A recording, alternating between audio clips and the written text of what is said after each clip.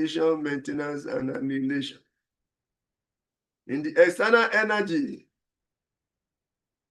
the interaction of the three qualities makes it possible for things to be created, maintained, and annihilated.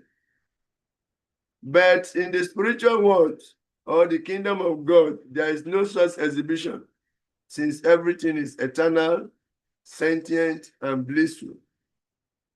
There is a class of philosophers who misunderstand the appearance or the personality of Godhead within this material world. They are under the impression that when the supreme personality of Godhead appears, he is under the spell of the three qualities. Like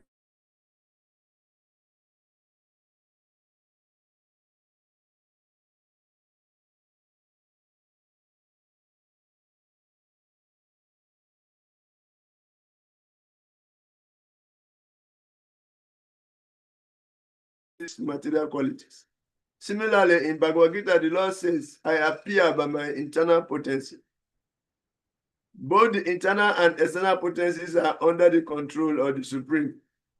So it does not come under the control of either of these potencies. Rather, everything is under his control. In order to manifest his transcendental name, form, quality, pastimes, and paraphernalia, he brings into action his internal energy. On account of the variegatedness of the external potency, there are manifestations of many qualitative demigods, beginning with Brahma and Lord Shiva. Let me take it again. On account of the variegatedness of the external potency, there are manifestations of many qualitative demigods, beginning with Brahma and Lord Shiva. And people are attracted to these demigods according to their own material quality. But when one is transcendental to or surpasses the material qualities, he is simply fixed in the worship of the Supreme Personality. This fact is explained in Bhagavad Gita. Anyone engaged in the service of the Lord is already transcendental to the variegatedness and interaction of the three material qualities. The summary is that the conditioned souls are being pulled by the action and reaction of the material qualities, which creates the differentiation of energies. But in the spiritual world, the worshipable one is the Supreme Lord and no one else. So we can see that this Yogiswaras, they understand the actual situation. They are very philosophically sound. Because here they know that they are exhibiting that they know the difference between the spiritual world, the Lord's personal situation, the spiritual abode, Krishna's abode. They know the difference between Krishna's abode and the material world that is conducted by the external energy and the three modes of material nature. They know it. And from their speech, you can see, and Srila Prabhupada clearly analyze their submission and explain it clearly that yes, the spiritual world is different from the material world. The spiritual world, everything is under the control of the internal energy, and the material world, everything is under the control of the external energy. But the Lord himself is beyond both material and spiritual energy. It's beyond both the material and the spiritual energy. So his situation is completely transcendental to both the material and the spiritual energy. That means it's independent. As the Prabhupada quoted in Bhagavad Gita as to how he said he appeared through his internal potency, that he himself, Ajo Pisam Abhyayam, and something Ishwaro Pisam, is actually beyond both of them. But out of his independent free will, he comes to this material world. So it's not embodied. The Lord is unembodied. It is not like human being who take a spirit soul, who take a body. he comes with his self-same body because his body is transcendental to the influence of the external energy. So this is very, very correct. There are some philosophers who have no proper conclusion.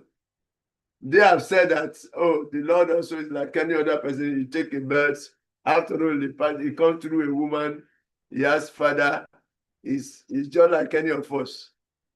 He's like a living entity who has come under the influence of the three most. But that action is to bewilder them more because they fail to surrender. They fail to recognize the inconceivable position of the Lord. So the Lord acts in a way to put them into more bewilderment since they want to depend on their intelligence to calculate him. Let them continue to calculate. You see, every activity he does is just a mystery. He deepens the mystery to those who do not want to offer obeisances to the Lord. And that is it. But for the devotees, nothing about the Lord is a mystery. But they know that the Lord is independent and he enters into his energy or he appears through his energy for pastimes and is not affected by the laws of nature and he is completely independent of it. So the devotees know all his activities are pastimes and the devotees know that. The non-devotees do not know. Instead, they get more and more bewildered. So this is very correct. Any thought on this?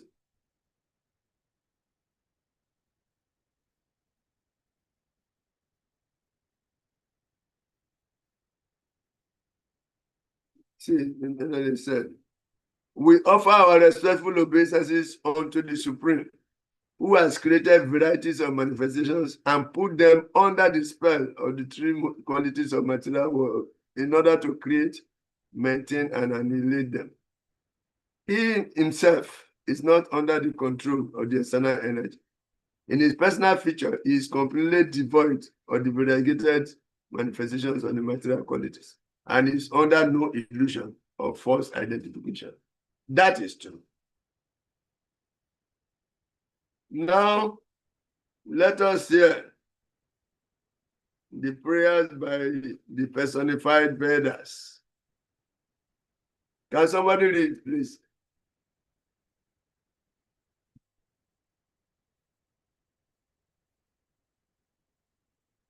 From here to the end, you just prayers by different personalities. Then, towards the end, the Lord answered. He responded to their prayers in about 5 verses. And then the conclusion, everybody is satisfied. Then what about Sati? What happens to her? Then it is revealed towards the end that Sati herself, she took birth as the daughter of the Himalayas and still got reconnected back to her husband. So everybody was satisfied. That is the conclusion of this chapter. Then the next one is Dhruva Maharaj. Okay, so can somebody read for us? Or if nobody's in position to read, I will read, no problem. Hare Krishna. Hare Krishna. Yes. Damo Vacha Namaste Sitya Satwaye Samadhinam Cha Sutaye Naganaya Saya Kasyam Naham Vada Pare Apicha. Translation. O personified Veda said, we offer our respectful obeisances unto you, the Lord, the shelter of the quality of goodness, and therefore the source of all religion, austerity and penance. For you are transcendental to all material qualities, and no one knows you or your actual situation. Translation. In the material world, there is trinity of the three material qualities. Lord Vishnu has accepted the superintendence of the quality of goodness, which is the source of religion, knowledge, austerity, renunciation, opulence, etc. Because of this, actual peace, prosperity, knowledge can be attained. Hey, Darikaji,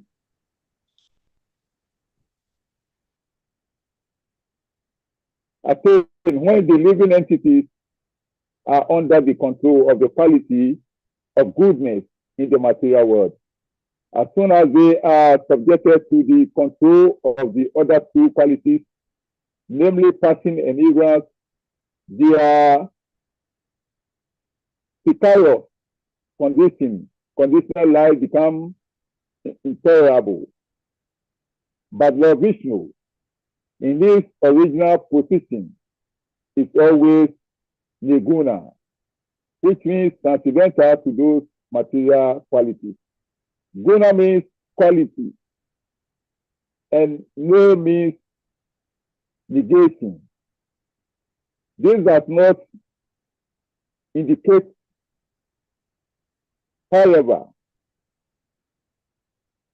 that he has no quality. He has transcendental qualities by which he appears and manifests his pastime. The positive transcendental qualitative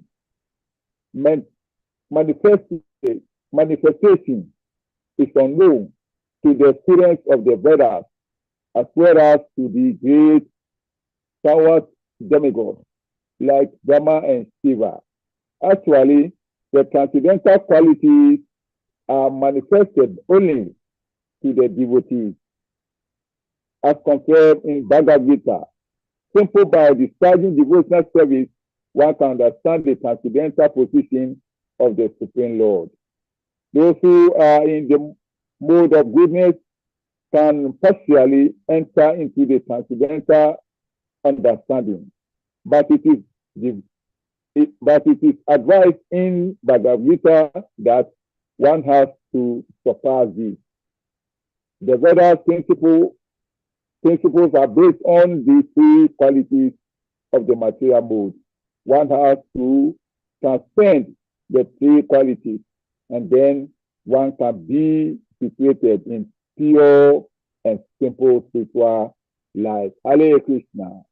Hare Krishna. Yeah, any point, any critical point that you want us to deliberate on, or you want to draw our attention to?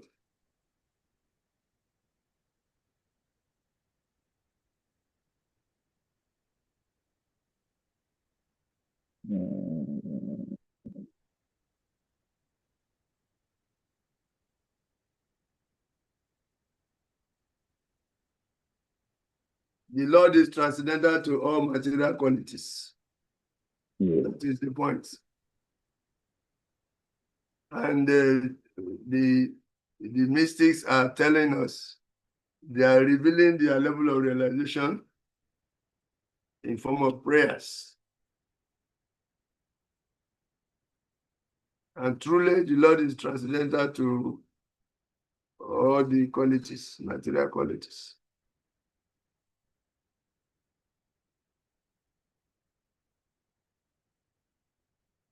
And even though Lord Vishnu has accepted the quality of goodness, to be in charge of the quality of goodness, which is the source of religion, knowledge, austerity, renunciation, opulence, and all such virtuous qualities.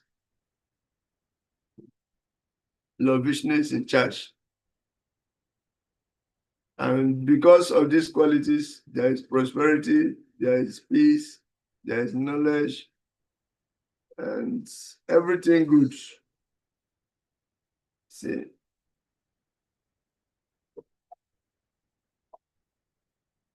So as long as the living entities are under the control of the mode of goodness, everything will be okay.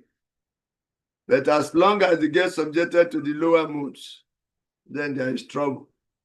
Why? Because from the mode of goodness, real knowledge develops. When people act in the mode of goodness, real knowledge develops. If everyone is acting according to regulative principles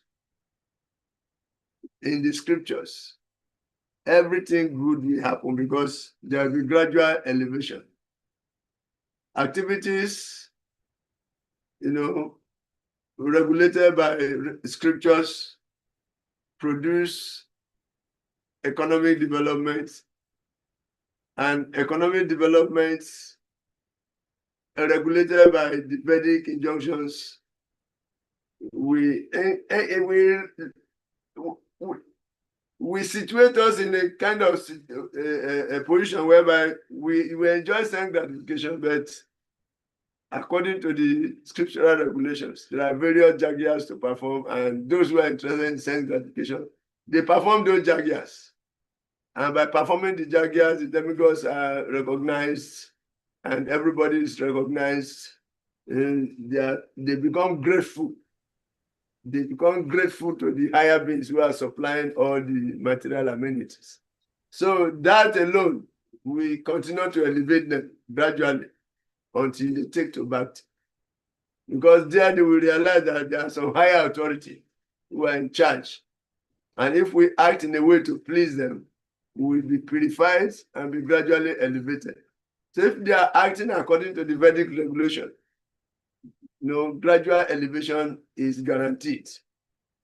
And the more elevated they become, the more they recognize the authority of the higher beings, and the more they act accordingly, the more they... So the whole arrangement, creation of the material world, is to gradually purify the living entities and gradually bring them under proper control of authority, supreme authority, and to devotional service. So this is the whole idea about the yoga ladder. Understand? Before the yoga ladder, everybody is like Kamakandi. Or even before the Kamakandis, everybody is just whimsical, doing whatever they like, living animal life, a life without scriptural regulations. But when these regulations are included, when our activities are regulated by the scriptural injunctions, we become Kamakandis.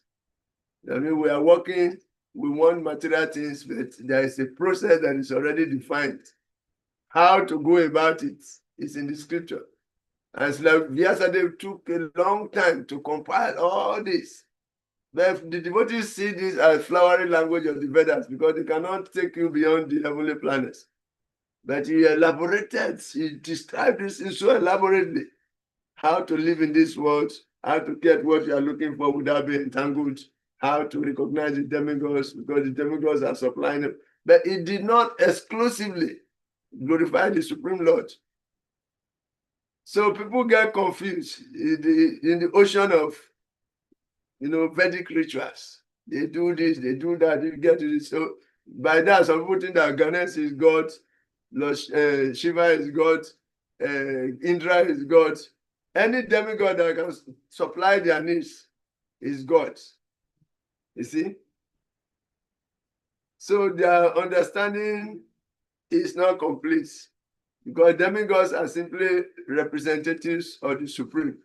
So he said, okay, describe exclusively the position of the Supreme Personality of Godhead and the pure devotees that are his eternal servants. And when you do that, you become servant. And truly, when he compiles Srimad Bhagavatam in his maturity, he becomes fully pacified. Ramuni confirmed it. Yes, it's because you are despondent because you have not exclusively described the glories of the Lord. You see, and he did that, and he became completely peaceful and satisfied. So those acting in the mode of goodness, they will definitely get purified and gradually elevated. Because from the mode of goodness, real knowledge develops. When you are acting, observing cleanliness, truthfulness, all the virtuous principles, you'll be gradually elevated until you come to know that there is a supreme controller, and that supreme controller is the one that the demigods themselves are worshiping. So you begin to enter into the realm of Bhakti. You see? This is how it goes. That from those Kamakanda activities, the next level is that you bring yoga into it. How to link those activities to the satisfaction of the higher base. So if it is Deva Arpita Niskama Kama Yoga, when you walk, you offer some of the result to the demigods, some of the in form of sacrifice. Deva Arpita Niskama Kama Yoga. But higher than Deva Arpita is Bhagavat Arpita Niskama Kama Yoga. It is that can grant you complete satisfaction. So by dint of purified activities, by dint of purified activities, realized knowledge will now emerge from within. And that brings them to the point of Bhagavat Arpita. They are acting, but the result is fully offered to the satisfaction of the Lord. Bhagavat Arpita, working for the satisfaction of the Supreme. Then inside those sacrificial activity, Bhakti, Bhakti is born. When devotion is added, then it becomes Bhakti. So Krishna says, Sarva Dhamma Parisha, surrender to me. When you surrender to me, any activity you do afterwards is Bhakti. But people are doing activity, they don't want to surrender their activities, they don't want to surrender fully, so they are acting, they are attached to their works. Okay, do your work and bring the result. So that is Kama Yoga. But the end of it is you become purified to the extent that you eventually become a Bhakti Yoga. It's a gradual, traditional, step-by-step process. But by the touch of the Bhakti Yogis, you just get picked up from wherever you are. Anyone can practice Bhakti. You can surrender from anywhere you are. Just pick you up and position you on the top of the ladder, where the ladder is leading to elevator. So Bhakti Yoga, Krishna consciousness is an elevator to take you from anywhere down, anywhere in the ladder or wherever, and position you on the highest platform, the goal of the ladder, where the ladder is leading you to. The elevator will just pick you, boom, boom, you just land there. So that is the beauty of Bhakti. So here, Srila Prabhupada is analyzing this and letting them know that the demigods are out there controlling, and the Supreme Lord himself assumed the form of, he manifested as like Guna Avatar, as Vishnu. He expanded as Vishnu to take charge of goodness, but that is where knowledge, religiosity, and everything good is. It takes charge, because if you do those activities, you'll be purified and become a devotee, a pure devotee eventually. But any activity below that is binding, very, very binding. Activities in the mode of passion, they bind you seriously, karma bandhana. Activities in the mode of ignorance bind you and degrade you further. So the positive transcendental qualitative manifestation is known to the student of the Vedas, as well as to the great stalwart demigods like Brahma and Lord Shiva. They know this. Actually, the transcendental qualities are manifested only to the devotees. As confirmed in Bhagavad Gita, simply by discharging devotional service, one can understand the transcendental position of the Supreme Lord. And those who are in the mode of goodness can partially enter into the transcendental understanding. But it is advised in Bhagavad Gita that one has to surpass this. The Vedic principles are based on the three qualities of material modes. One has to transcend the three qualities, and then one can be situated in pure and simple spiritual life. And that is where the Bhaktas are. Hare Krishna. Any question on this? Any commentary on this? Any additional thought on this? Something that can help us in our devotional service. We have seen devotional service ultimately. Hare Krishna. Yes. Why the transcendental qualities are manifested only to the devotees? Why? Why? Yes. Because the devotees are acting on the platform of Bhakti. They are not acting for any results. They are acting just to please the Lord. And because the Lord is transcendental, when those activities are done without any ulterior or personal motive, then the Lord reciprocates on that platform to the devotees. You are working just to satisfy me. I'm so satisfied by your selfless attitude. So I reciprocate. The Lord, out of his free will, begin to appreciate those who are working for him as a matter of duty, who are not expecting any results. They are just working as a matter of duty. They want to please the Lord. That's why they are doing every activity. They are traveling from place to place just to propagate the holy name of the Lord. They teach people how to reestablish their relationship with God. And it is selflessly done. It's not done for any material motive. They want to gain this. That's why I'm doing it. They are doing it because that is their eternal duty. And that is what they themselves did in order to become peacefully situated. So out of overflowing compassion, they want to share what they have gotten with others. This is the platform of the devotees. So such selfless activities, materially unmotivated activities, attract the attention of the Lord. That the Lord wants to reciprocate with the devotees. When the devotees meet together, they are conversing about the past times, glorifying the Lord. The past times, his activities, glorifying how to let others know about it. This is their concern. So because of this, they are purified. The Lord feel indebted to them. He want to reciprocate, he want to reveal himself to them. So he reveals a higher aspect of himself to the devotees, not to those who are misers, who are attached to the result of their work. They are working, they want particular results. That's why they are working. And when they get the result, they take some, they just give some to pacify the Lord. The devotees are working. They surrender before they start working. So all their works are to please the Supreme Lord. Such persons, the Lord becomes indebted, feels indebted to them. So you reciprocate with them. Understand? And that's why anything you do to a devotee, any negative thing you do to a devotee, you get a lot of chastisement from the Lord himself. The Lord doesn't tolerate a pure devotee being insulted or being maltreated. Himself reciprocates. Just like the case of Ambarish Maharaj, for instance. Ambarish Maharaj was there. Dhruva Samuni went to try to choke him. And the weapons of the Lord just followed up. All the weapons the Lord carries, most of them are for the protection of the devotees, to maintain the happiness of the devotees. So Sudarshan Chakra went after him. You see? He himself did not, all what he knew is his devotion to the Lord. And the Lord's personal weapons started serving him. This is the way of the devotion. So devotional service is very high. The position of devotional service is very, very high. It's the highest, actually. And the Lord reciprocates. The Lord exchanges his opulences with the devotees. When a pure devotee says, the Lord is within this pillar, he will come out from the pillar just to fulfill the words of the devotee. Just like in case of Prahlad Maharaj. The Lord fulfills. The Lord is within this pillar.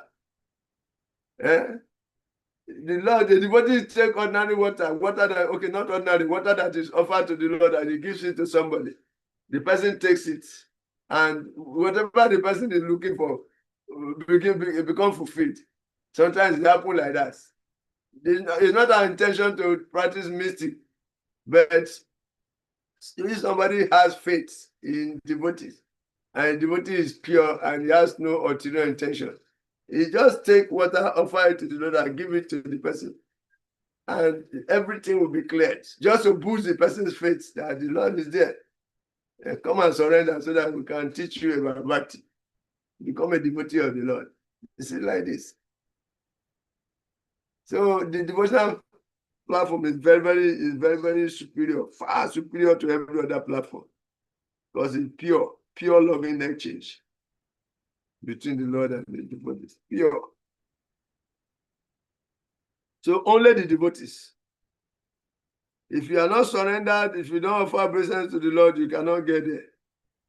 Instead, you will get more and more bewildered by the Lord's activities. See? So all glories to the process of devotional service. All glories to the Lord himself, and all glories to all the devotees of the Lord. Jai. Very well. Okay, our next verse is Agni. Agni, the fire god, is going to say his own prayers. Agni. Somebody wants to read, please.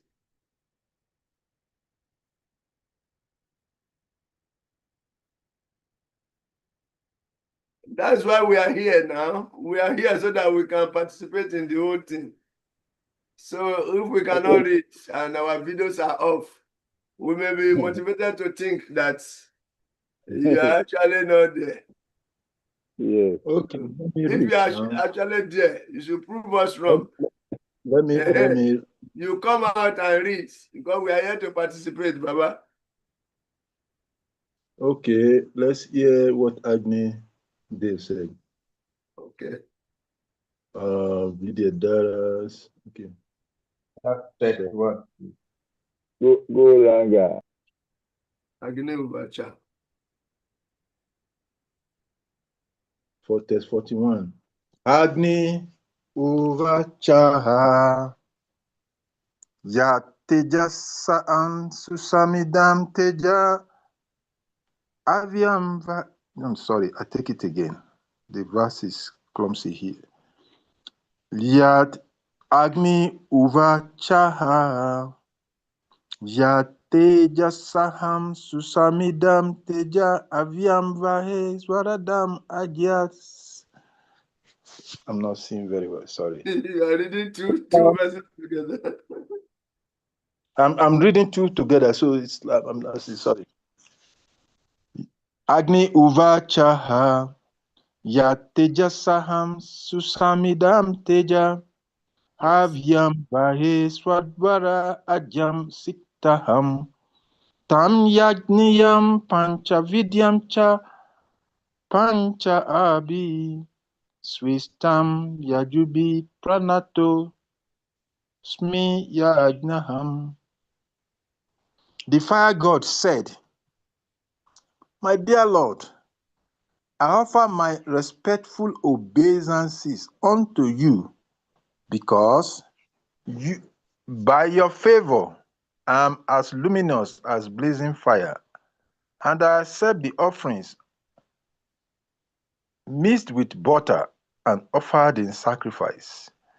The 5 kinds of offering according to the Yajur Veda are all your different energies, and you are worshipped by 5 kinds of Vedic hymns. Sacrifice means your supreme personality of Godhead. Purport by Srila Prabhupada.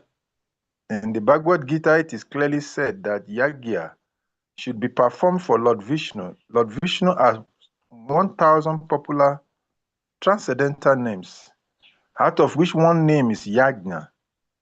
It is clearly said that everything should be done for the satisfaction of Yagya or Vishnu. All other actions a person may take are only causes for his bondage. Everyone has to perform Yagya according to the Vedic hymns. As stated in the Upanishads, fire, the altar, the auspicious full moon, the period of 4 months, called Chaturmasya, the sacrificial animal, and the beverage called Suma are necessary requisites, as are the specific hymns mentioned in the Vedas, and composed of 4 letters. One hymn is as follows.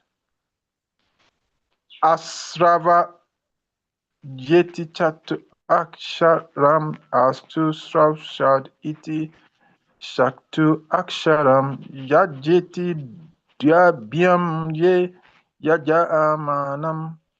This mantra, chanted according to the Shruti and Smriti literatures, are only to please Lord Vishnu for the deliverance of those who are materially conditioned and attached to material enjoyment. Performing Yagya and following the rules and regulations of the 4 divisions of society and of spiritual life are recommended. It is said in the Vishnu Purana that by offering sacrifice to Vishnu, one can gradually be liberated. The whole target of life, therefore, is to please Lord Vishnu. That is yagya. Any person who is in Krishna consciousness has dedicated his life for the satisfaction of Krishna, the origin of all Vishnu forms, and by offering worship and prasadam daily, it becomes the best performer of yagya. In the Srimad Bhagavatam, it is clearly stated that in this age of Kali, the only successful performance of yagya or sacrifice is yagya sankirtanam, prayer. The best type of sacrifice is simply to chant Hare Krishna, Hare Krishna, Krishna, Krishna, Krishna. Hare Hare Hare Hare Ram, Hare Hare Ram, Ram, Ram Ram. Hare Hare. Hare. This yagya is offered before the form of Lord Chaitanya as other yagyas are offered before the form of Lord Vishnu. These recommendations are found on the 11th canto of the Srimad Bhagavatam. Moreover, this yagya performance confirms that Lord Chaitanya Mahaprabhu is Vishnu himself. As Lord Vishnu appeared at the Daksha Yagya long ago, Lord Chaitanya Mahaprabhu has appeared in this age to accept our Sankirtan Yagya. Hare Krishna. Hare Krishna. So we can see here clearly how different jagyas are recommended for people on different level of God realization. Jagyas are recommended according to one's level. And there are those who are stopped in the Vana and Ashram activities. There are jagyas recommended for them. And Arjuna wanted to give up his own dharma according to his Vana. And the Bhagavad Gita, Krishna consistently refused. And he refused to allow him to renounce those activities. That he should do them as a matter of living by example, because in the future, people will abandon their responsibilities in the name of renunciation. That renunciation without purification will lead to degradation. So don't. You are the one who is going to cause unwanted progeny if you allow this to happen. Therefore, don't give up your duty for any reason. Do your prescribed duty. So in the Bhagavad Gita, chapter 3, from verse 8 to 15, a lot about these jagyas are emphasized. Because the ordinary mass of people, they have to do jagya. Those who are Gyanis, they have to do jagya. Those who are elevated to a certain mode of goodness, they have to do jagya. Those who are in the mode of passion, they have to do jagya accordingly. Then those who are in the mode of transcendence, they do this final jagya or chanting of the Maha Mantra. So but if you are not arrived there, you should do the jagya according to where you are. Know yourself. Know the level you are. Then do the jagyas accordingly. So it is said that in verse 8 of Bhagavad Gita, it says 3:8, perform your prescribed duty. For doing so is better than working, than not working. One cannot even maintain one's physical body without work. So do jagya. This is what Krishna is telling. Then he said, work done as a sacrifice for Vishnu has to be performed. Otherwise, work causes bondage in this material world. Therefore, O son of Kunti, perform your prescribed duties for his satisfaction, and in that way, you will always remain free from bondage. So you can see that the Jagya Purusa is Vishnu.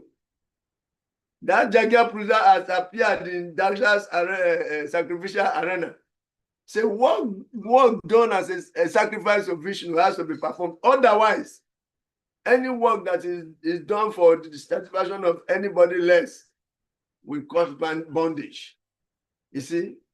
Because there will be reaction, but If the work is done for the satisfaction of Vishnu, there will be no sinful reaction. Then he said, in the beginning of creation, that means the whole purpose of creation is to enable people to perform their duties according to their levels so that they can be gradually elevated. So while looking for economic development, they do religiosity. Religiosity for economic development, and economic development for sense gratification, and after sense gratification, liberation. Regulated sense gratification according to the Vedic injunction. Then after liberation, you are gratifying the senses, but you are not going to be entangled because you are following the Vedic formula.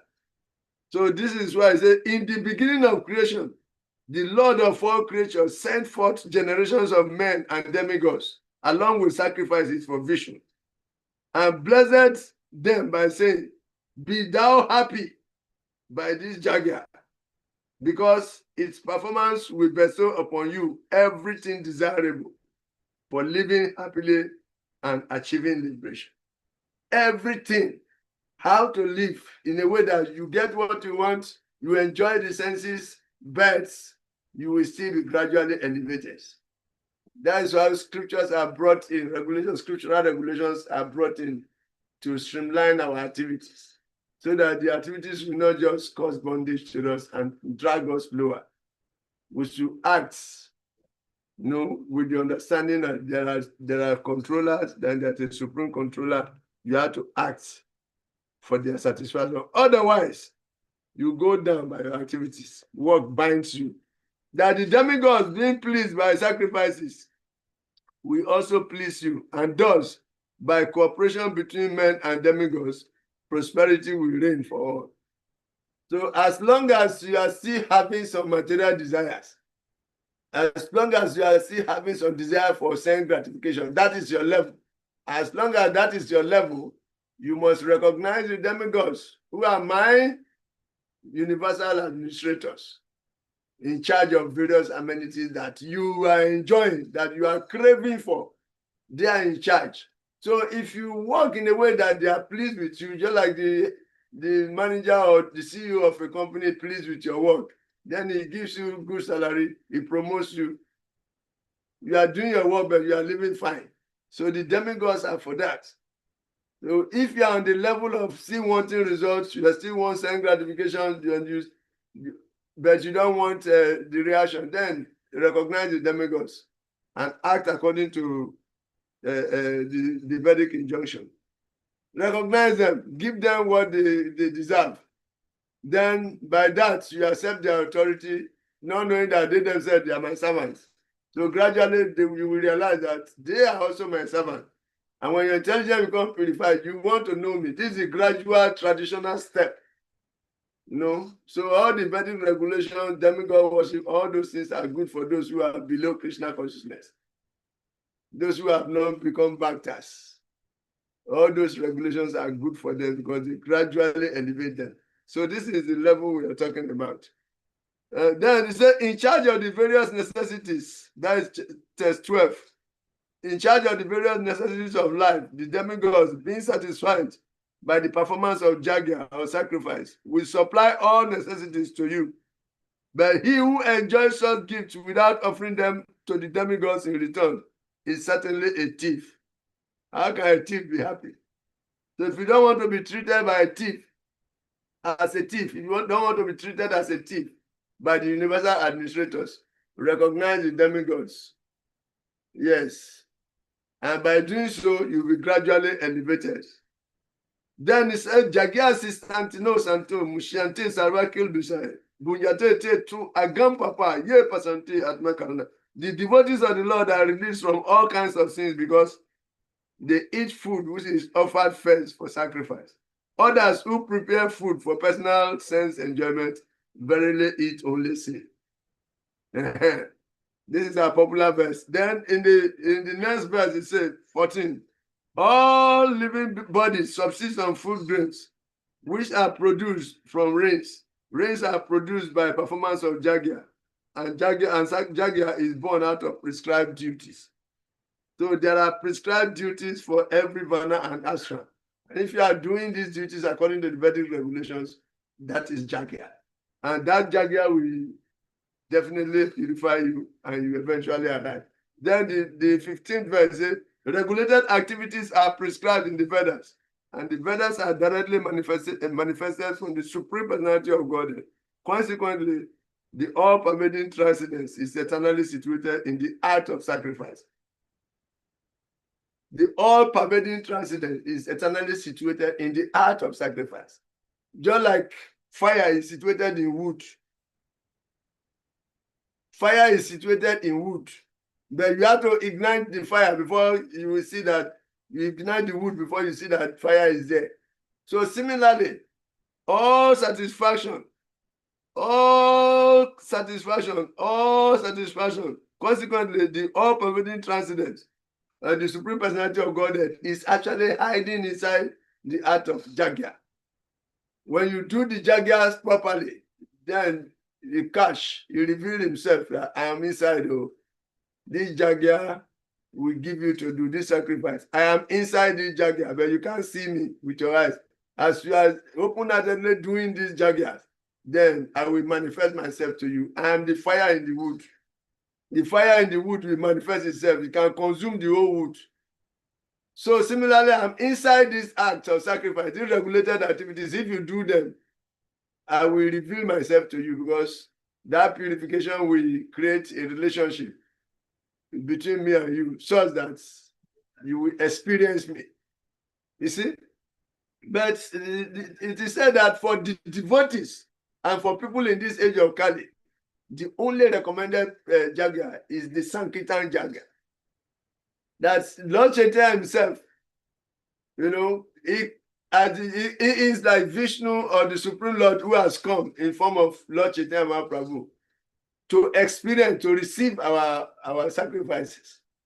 So Lord Chaitanya is the Vishnu for the Bhaktas, those who are chanting Maha Mantra, who are doing the Jagya for this age. Just like Vishnu appeared to Daksha, according to their Jagya, the Lord Chaitanya will appear and receive. He has already appeared to receive all our endeavors. When we chant Hare Krishna, Krishna Krishna, Hare Hare, Hare Rama, Rama Rama, Hare Hare. Because this is Jagya for this age.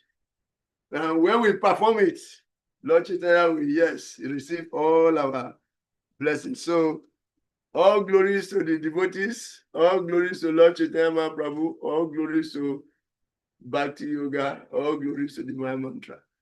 Because this is the Jagya for this age, performing which we will become liberated from all kinds of mysteries.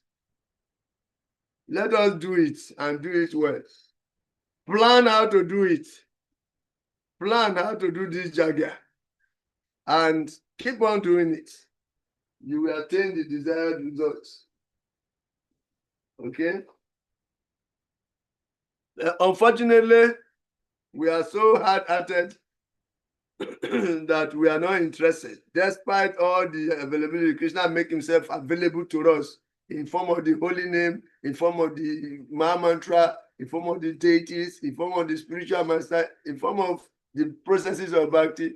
Yet, we are so unfortunate that we have no attraction for them. In form of Harinam Sankirtan, simple. Just dance. You sing and you dance. You already have the legs that you can use to dance. You raise your hand and you throw your leg. If you don't know how to dance, just raise your hand.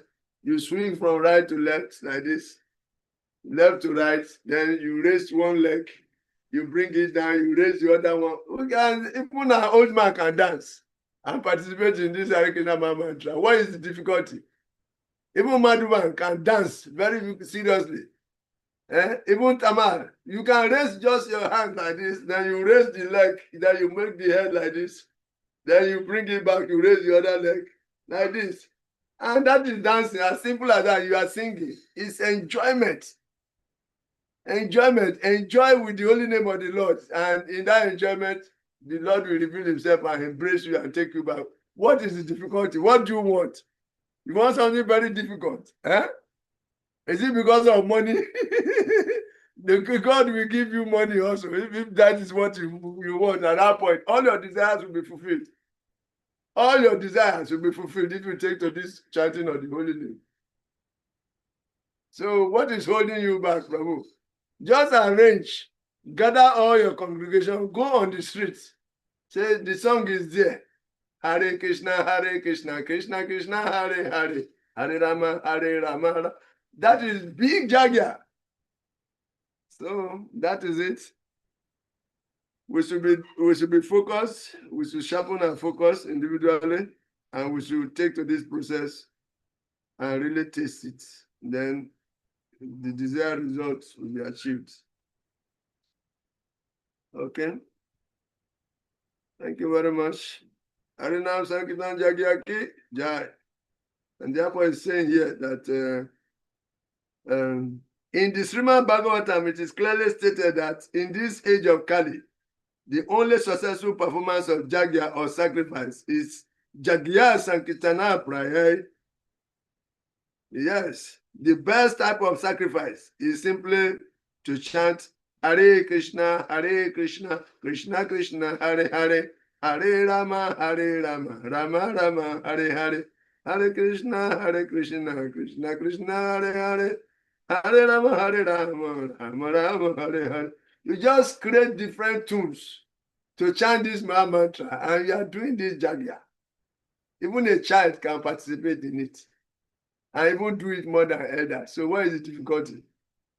So this is the Jagya for us. Now this Jagya is offered before the form of Lord Chaitanya, as other Jagyas are offered before the form of Lord Vishnu. So the Lord Chaitanya is the Vishnu, the Jagya Purusha, for those who are in the age of Kali. For you and me, who have found ourselves in this age, at this time, Lord Chaitanya Mahaprabhu is our Jagya Purusha. So there is no other Jagya than the chanting of the holy name, because this is what is recommended. And the Jagya Purusha has come to inaugurate it and is there to receive your Jagya as the Jagya Purusha and bestow upon you all benedictions. It is the life of all transcendental knowledge. If you are studying, when you do Hare Krishna Maha Mantra, that is when you realize it.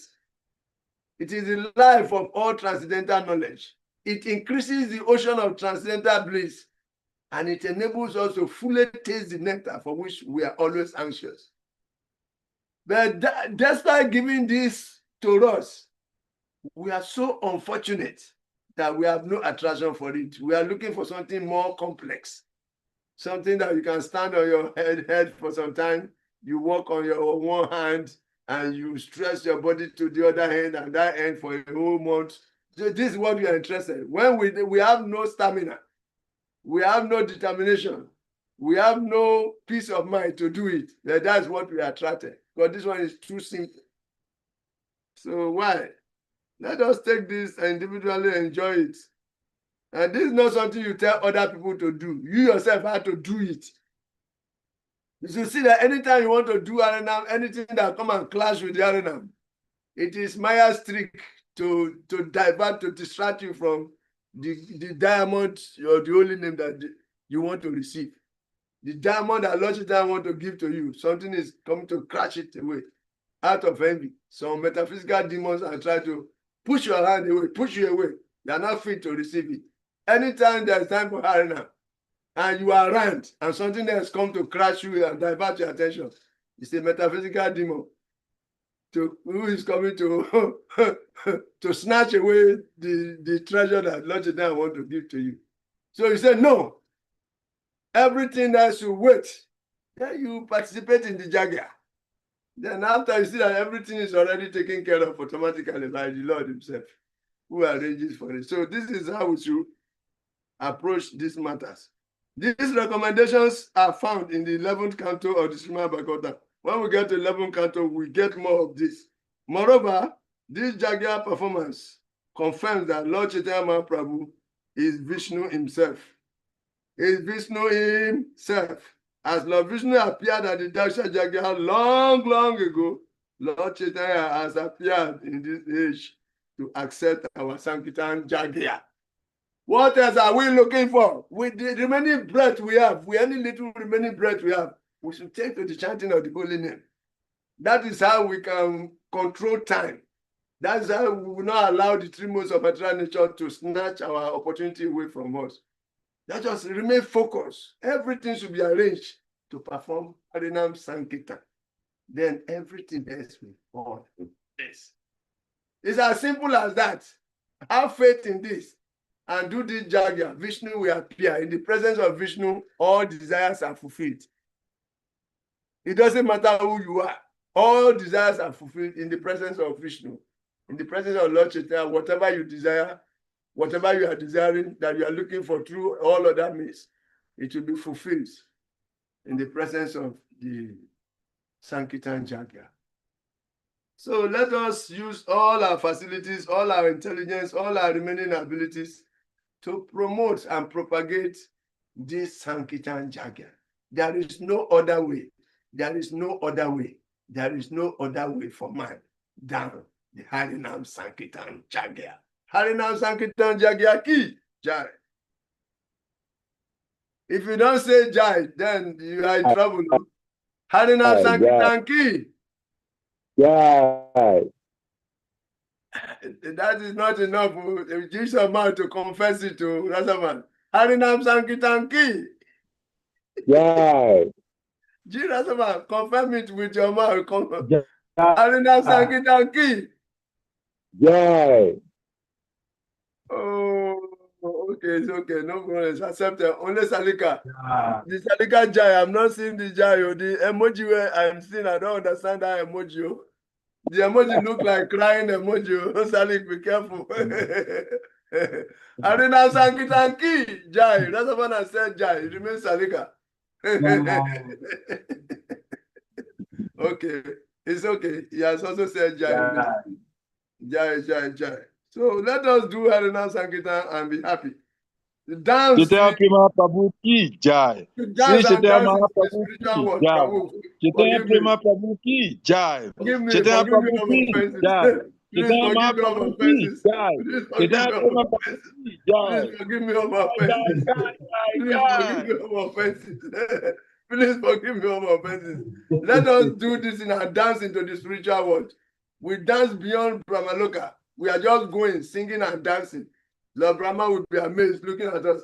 These earthlings, how did they arrive at this? This mantra I thought is for only people here. Even people here find it difficult to chant this mantra. But these people are from earth and they are chanting and passing. You cannot stop them. I beg, let them go.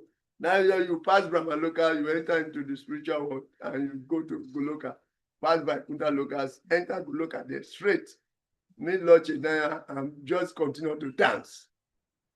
So please, let us not allow anything to hold us back. All the things we are having in this material world, they are like broken pieces of glasses. All the things we have in this material world, they are like broken pieces of glasses. You don't carry broken pieces of glasses into the spiritual world. So everything you are aspiring for in this material world, just give it up, forget about it and come and let us chant Hare Krishna and enter into it. Because you don't need to carry anything along, Prabhu. Nothing. Your room, you will not carry it along. If you cannot carry your room, can you carry your mattress? You cannot carry your 20 inches mattress along with you. So why should you allow that to distract you? You cannot carry your 20 inches television along with you. So why should you allow that to distract you? Or the so-called prestige you want people to give to you. Those people are consumed by time. They are dying. So what is the use of their recognition of you? If the Lord recognizes you, that is eternal recognition. So let us forget about everything else and just chant Hare Krishna, Krishna Krishna, Hare Hare, Hare Rama, Rama Rama, Hare Hare. Wear only one dhoti. Only one dhoti. You wear the only one dhoti. There is no lack of dhoti in the spiritual world. Take the best one, wear it. Take only one quota. Don't take any working instrument because you don't need to work in order to survive there. All the only work is to do is to chant Hare Krishna, Krishna Krishna, Hare Hare. All the things that your work and all the money things that money can buy, they are automatically available for you there. So this is the level. We are not ready to take it. Okay. Durdaivam idrisam yajanu na anuraga. Not that I said it, so it's the Supreme Lord has said the truth. Thank you very much. The next verse. Let us hear what the demigod says.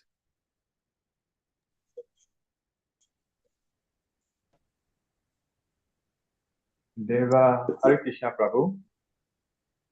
Hare Krishna. Am I audible enough? Can I Yeah. read? Am I audible enough? First come, first serve. Deva Uvuchu Parang Kapaye Sakita Udarisya Vikritam Swami Vadya Satmi Salila Ugra Grendra Sayani Umam Sise Sajayudi Vimusaya Ma Pataivi Swa Ivadya No Yapati Sarasi Brisyam Avati Naha. Translation. The demigod said, "Their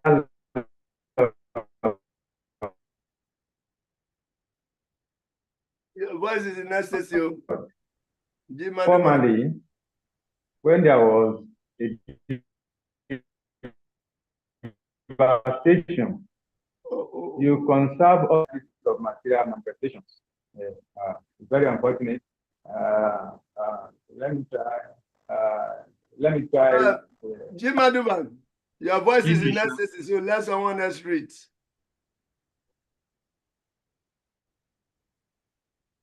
Okay. Let me try to take it. Yeah. Carry on. Should I take it? Hare Krishna. Can you hear me now? Yes, we can hear you. Okay. The demigod said, "Dear Lord, formerly, when there was a devastation, you conserve all the different energies of material manifestation. At that time, all the inhabitants of the higher planets, represented by such liberated souls as Sanaka, were meditating on you by philosophical speculation. You are therefore original person, and you rest in the water of devastation on the bed of Shesha snake. Now, today, you are visible to us, who are all your servants. Please give us protection." The purport. The devastation indicated in this verse is the partial devastation of the lower planets within the universe at the time when Lord Brahma goes to sleep. The higher planetary system, beginning with Janaloka, Mahaloka, and Tapoloka, are not inundated at the time of this devastation. The Lord is the creator, as indicated in this verse, because the energies of creation are manifested in the energy within his abdomen. Another significant point in this verse is that the demigod said, "We are all your servants. Brityam, give us your protection." The demigods depends on the protection of Vishnu. They are not independent. Bhagavad Gita, therefore, condemns the worship of demigods because there is no need of it, and clearly states that only those who have lost their sense go asking for favors of the demigods. Generally, if anyone has material desire to be fulfilled, he can ask Vishnu instead of going to the demigods. Those who worship demigods are not very intelligent. Besides that, the demigods say, "We are your eternal servants." So those who are servants or devotees of the Lord are not very much concerned with fruitive activities, the performance of the prescribed yajnas, or mental speculation. They simply serve the Supreme Personality of Godhead sincerely, with love and faith, performing everything with their loving service, and the Lord gives such devotees direct protection. In Bhagavad Gita, Lord Krishna says, "Simply surrender unto me, and I will give you protection from all the reactions of sinful activities." This material world is so created that one has to act sinfully, knowingly or unknowingly, and unless his life is dedicated to Vishnu, he has to suffer all the reactions of sinful activities. But one who surrenders and dedicates his life for the service of the Lord has direct protection from the Lord. He has no fear of suffering from sinful activities. Does he desire willingly or unwillingly to do anything which is sinful? Hare Krishna. Hare Krishna. Thank you very much. So, that is it. That we are devotees of Krishna. We have no obligations to the demigods. We are devotees of Krishna. We have no obligations to the demigods. So the important thing is for us to become sincere devotees of the Lord.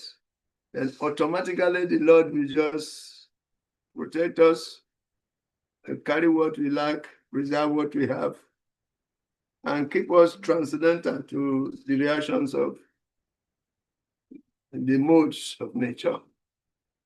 So this is the call for us to become devotee. The demigod worship is condemned by devotees because if you are already in touch with devotional service, you don't need to worship demigods. For those who are already in contact with devotional service, worship of demigod is a demotion. Only for those who are not yet on the platform of devotional service, worship of demigod is a plus. So this point is clarified here. Yes. For those who are below devotional service, demigods is a plus, worship is a plus. But for those who are already in contact with devotional service, demigods worship is a minus. Why? Because when you become a devotee of Krishna or Vishnu, automatically everything else that any demigod can offer you is offered to you. This is why we quote that verse that Yata Taron Mula Nishisha Tripianti Tats and the Bujo Pasaka. Pranopahara Chaya Tendriana Tataiva Sarva Nam Achuticha.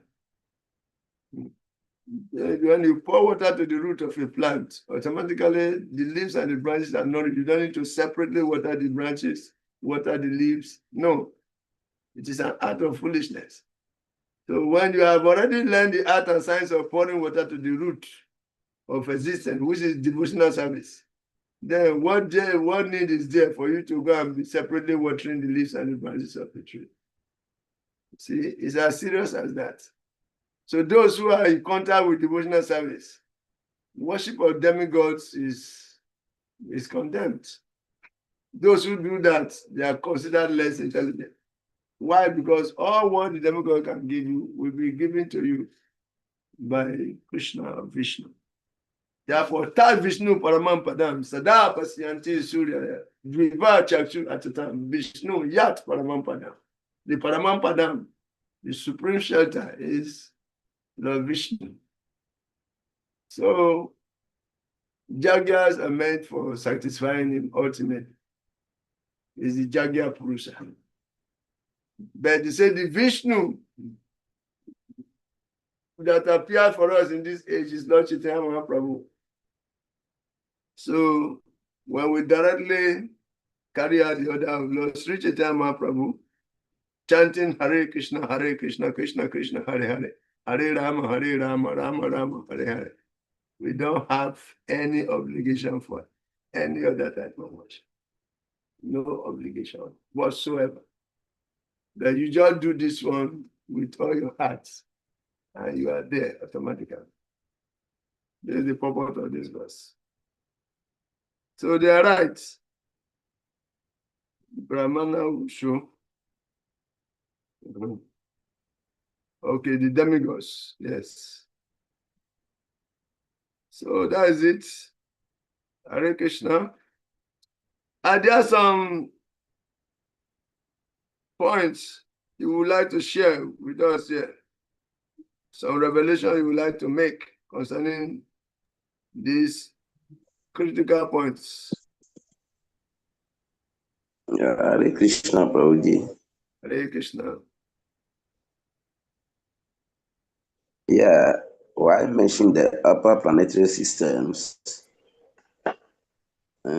here they mentioned the Mahaloka, Janaloka, and Tapaloka, not mentioning of Brahmaloka or Satyaloka. Sometimes it's done like that. So sometimes the higher planetary systems are classified as 4, those beyond the Can heavenly you increase the realms. volume a little bit, Prabhuji? Can you increase your volume? Okay. I'm a little bit sick. That's why my listen. Yeah, sometimes when they are mentioning the higher planetary systems that are above the heavens, particularly in this particular one, they didn't make mention of Brahmaloka or Satyaloka. They mentioned the Mahaloka, Janaloka, and Tapaloka. So, any explanation on that?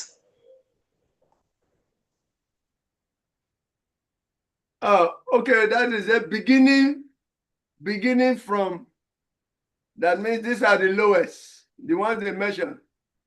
They are the lowest of the type of planetary system they are talking about, the ones that are not devastated during the time of partial annihilation, Brahma's night. Okay?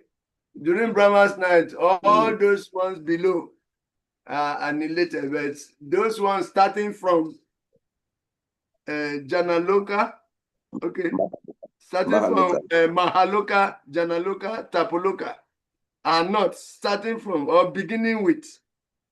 So when you say beginning with, it means it's just these are the lowest ones. All the ones above those ones, up to Brahmaloka, they are all transcendental, they are not annihilated. That is what it means there. So Brahmaloka is the after all, it is Brahma's night that brings about the devastation of all these lower ones. Just one night of Brahma. So Yeah. Brahmaloka is even higher than these ones. Okay? These ones are subsets of Brahmaloka. Hare Krishna. Hare Krishna.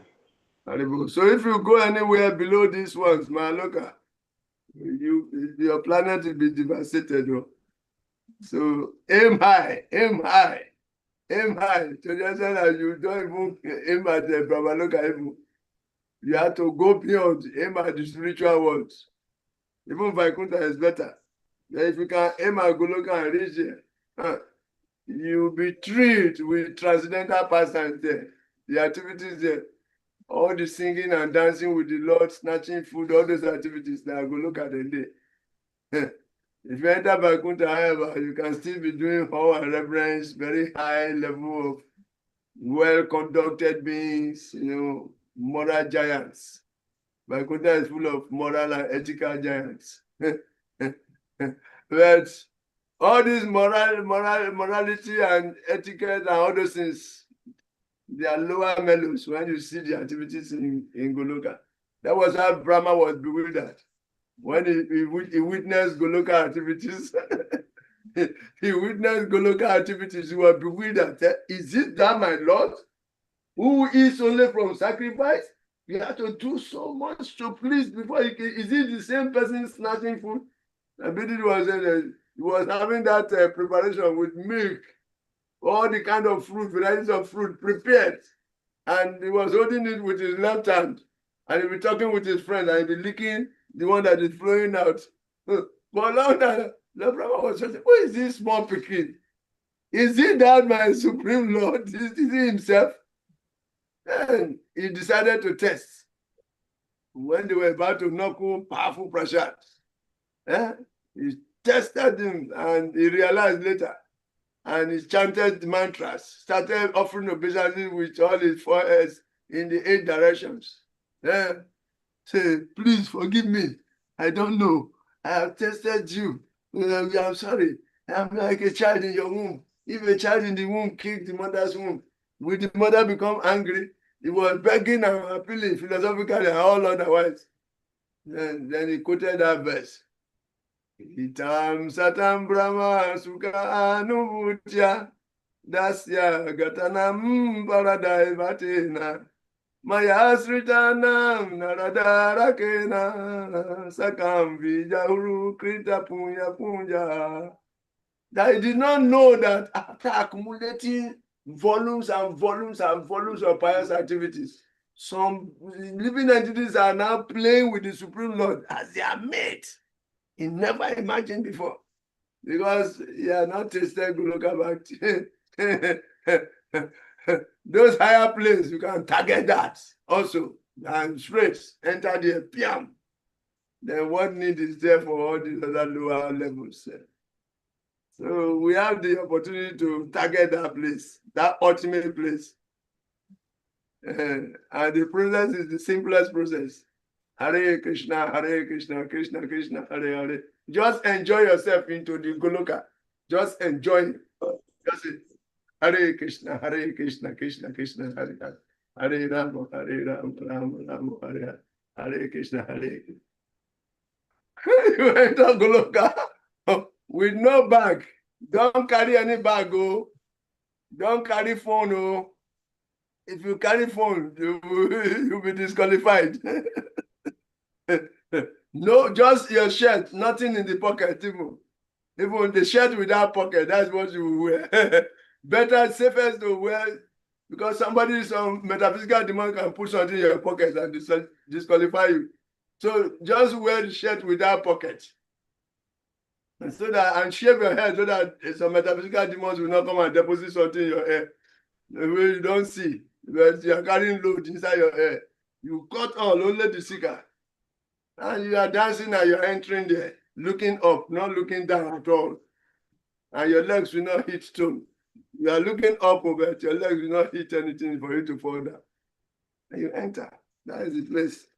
It is the most glorious destination. Most glorious destination. Okay. So the next verse, let's go ahead. These are prayers by powerful beings. Oh. Okay. Gandhava Uchu Amsaste Deva Marichi Adaya Ete Ramendra Dia Deva Gana Ruda Parogaha Krida Bandam Vishwam Idam Yasya Vibhuman Tasmai Nityam Nata Namaste Karavama. Translation. The Gandharvas said, Dear Lord, all the demigods, including Lord Shiva, Lord Brahma, Indra, and Marichi, and the great sages, are all only differentiated parts and parcels of your body. You are the Supreme Almighty Great. The whole creation is just like a plaything for you. We always accept you as the Supreme Personality of Godhead, and we offer our respectful obeisances unto you. Purport. In the Brahma Samhita, it is said that Krishna is the Supreme Personality of Godhead. There may be many gods, from Brahma, Lord Shiva, Indra, and Chandra, down to the rulers of the lower planetary systems, the presidents, ministers, chairmen, and kings. In fact, anyone can think that he is God. That is the false, puffed-up conviction of material life. Actually, Vishnu is the Supreme Lord, but there is even one above Vishnu. For Vishnu is also the planetary portion of a part of Krishna.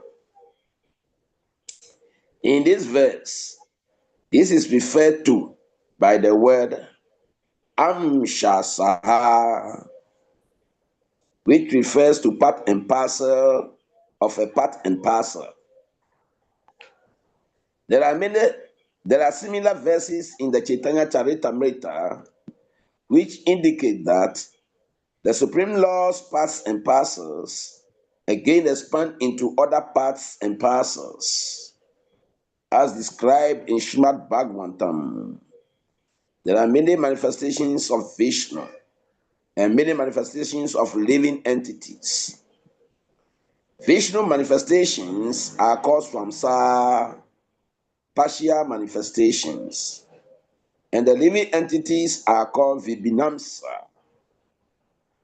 The demigods like Brahma and Indra have been promoted to such exalted positions by pious activities and austerities, but actually Vishnu or Krishna is the master of everyone. In the Chaitanya Charitamrita, it is said, Ekale Ishwara Krishna Arasabha Britya. Ekale Ishwara Krishna Arasabha Britya. This means that Krishna alone is the Supreme Personality of Godhead, and all others, even the Vishnu Tattva, and certainly the living entities, are his servitors. Baladev is the immediate expansion of Krishna. He also engages in the service of Krishna, and certainly the ordinary living entities are serving. Everyone is created constitutionally for serving Krishna. Here, the Gandharvas acknowledge that although the demigods may represent themselves as the supreme, actually they are not supreme. We are in a class. I will call in 30 minutes. Real supremacy belongs to Krishna. Krishna tu Bhagavan Swayam is a statement of Srimad Bhagavatam. Krishna tu Bhagavan Swayam is a statement of Srimad Bhagavatam. Krishna, Supreme Lord. Worship of Krishna alone, therefore, includes worship of all the parts and parcels. Just as watering the root of a tree also waters all the branches, twigs, leaves, and flowers.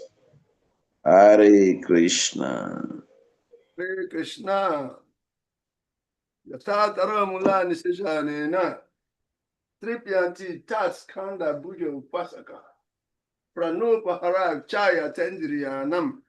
Tataiva sarvaranam achutajya. So that is it. All expansions are powerful and greatly positioned doing everybody. They are just like branches and leaves and twigs of the original tree. So when you water the root, automatically all the other branches are nourished.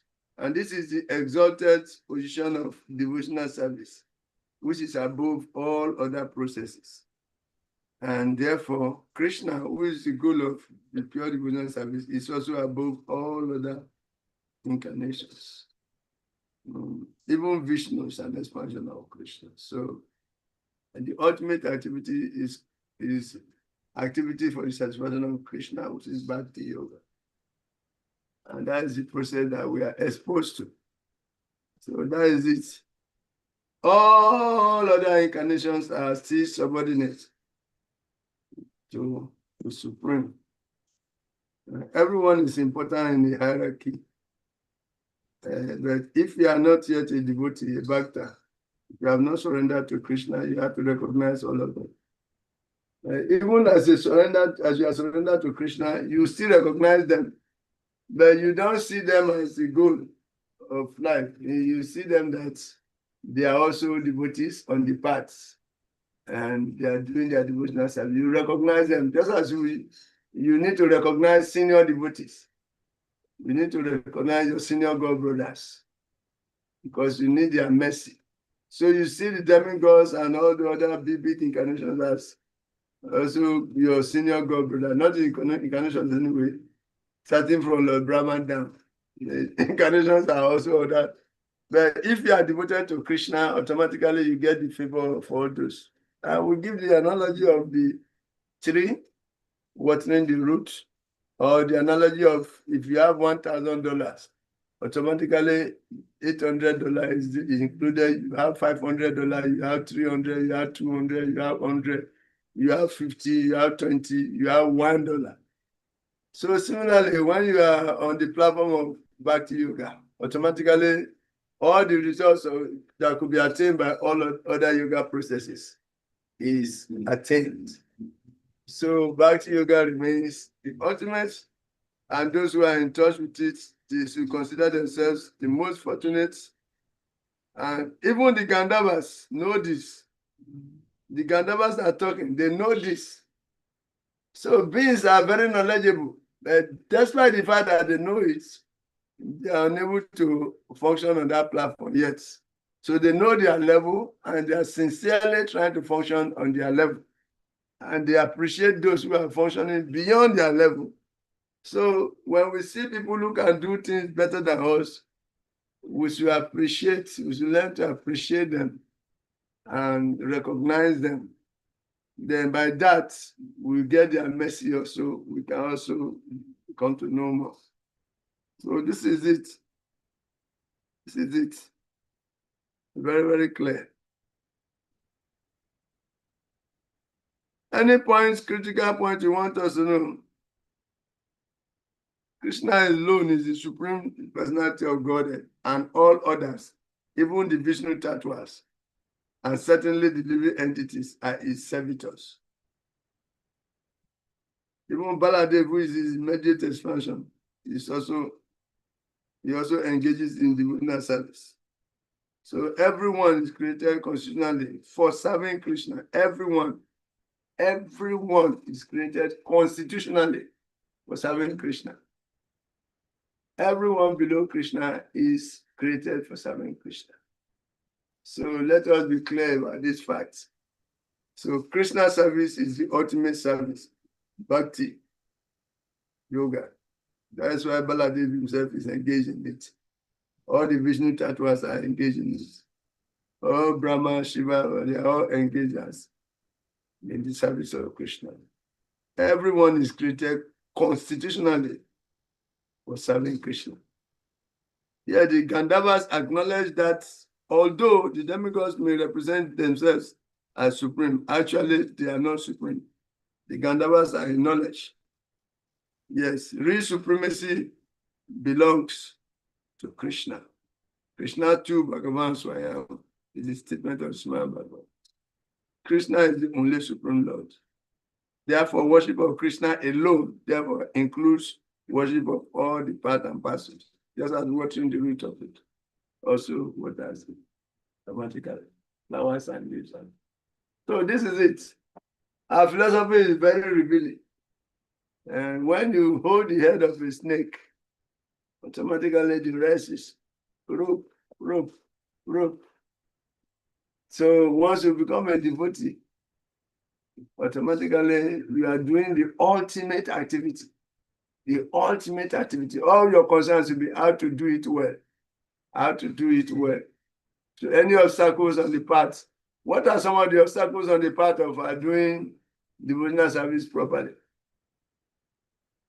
What are some obstacles on the path of doing devotional service properly? With the required intensity and concentration, what are some of the obstacles on the path? Because the whole process is available to us, and nobody can doubt the results, yet we are not taking it seriously. What is the reason for this? The reasons are very many. Yes. But prominent among them is first and foremost is our past karma. They create obstacles when we on the part of devotional service.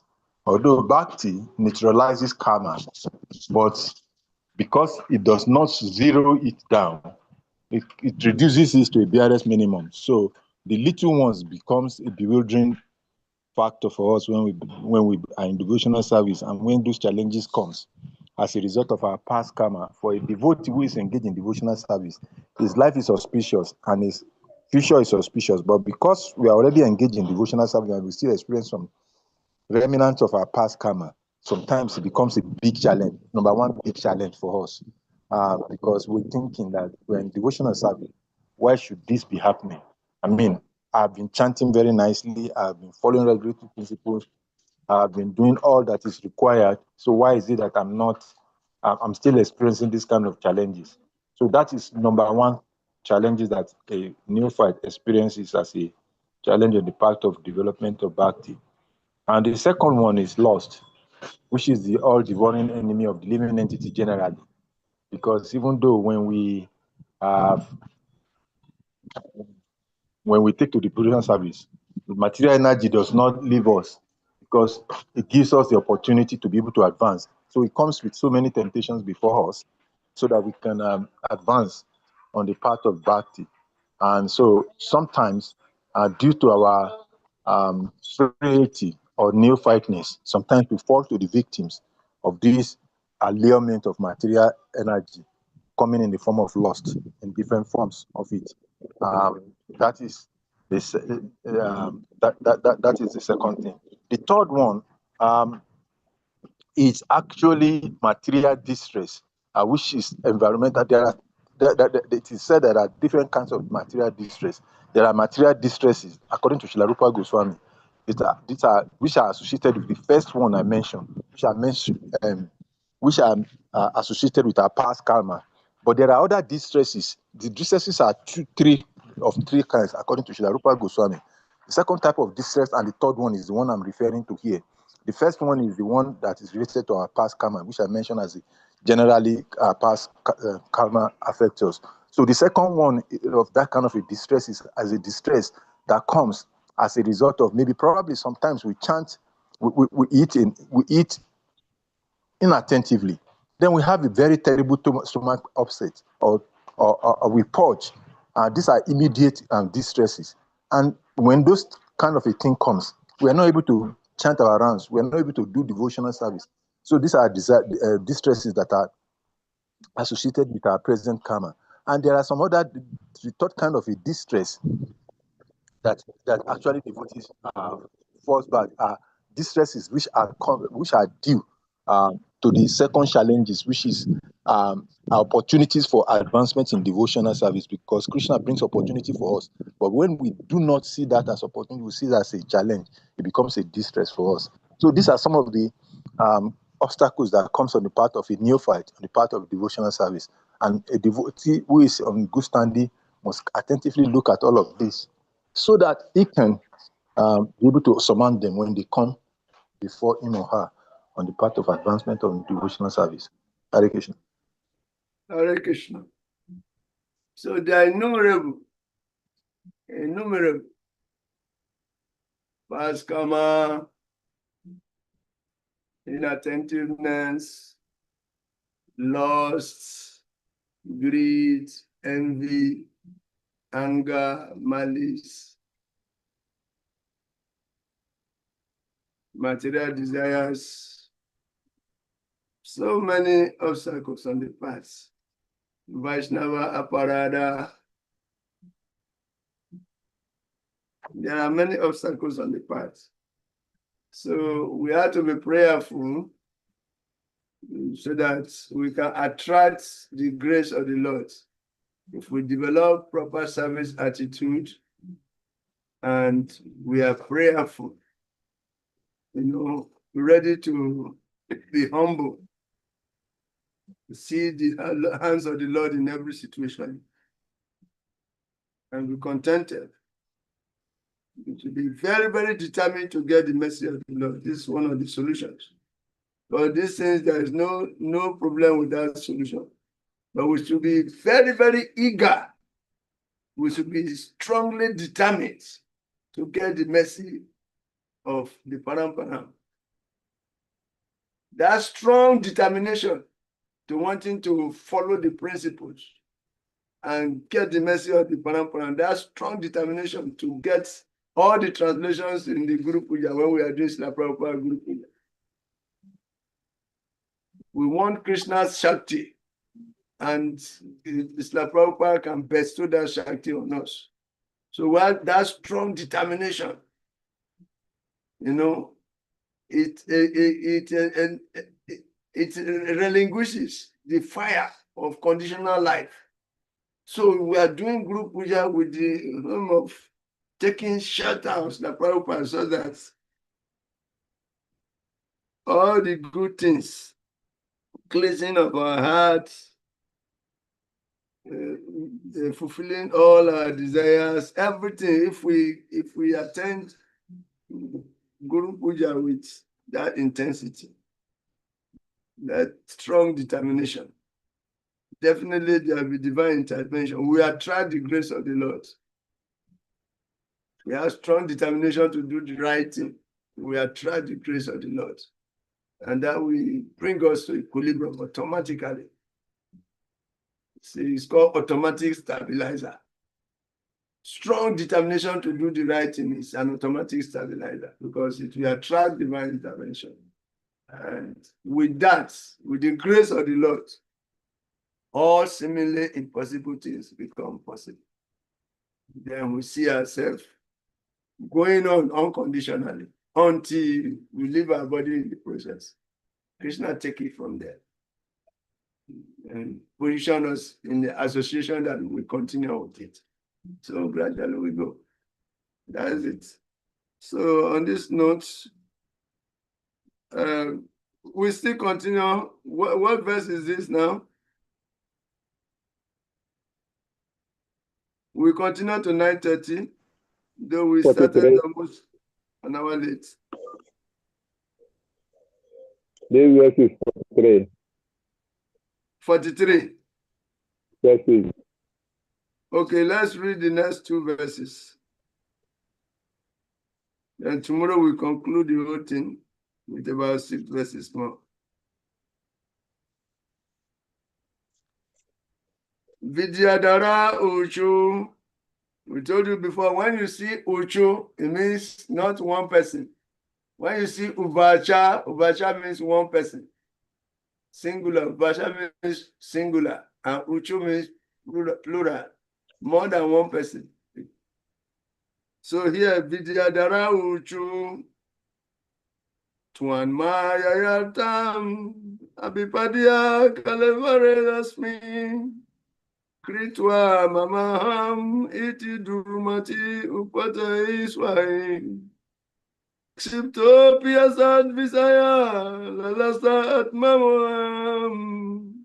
Yusman Katamrita Nisevaka Uju Doda Dudasyat. The video that I said, dear Lord, this human form of body is meant for attaining the highest professional objective. But impelled by your external energy, the living entity misidentifies himself with his body and with the material energy, and therefore, influenced by Maya, he wants to become happy by material enjoyment. He is misled and always attracted by temporary illusory happiness. But your transcendental activities are so powerful that if one engages in the hearing and chanting of such topics, he can be delivered from illusion.